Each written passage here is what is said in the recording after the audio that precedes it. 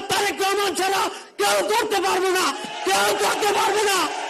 এই বিচার আমাদের জনাব তারেক রহমানকে আমাদের ভোটের মাধ্যমে ভোট দিয়ে জনাব তারেক রহমানকে প্রাইম মিনিস্টার করে আমাদের বিচার সুনিশ্চিত করতে হবে, সুনিশ্চিত করতে হবে।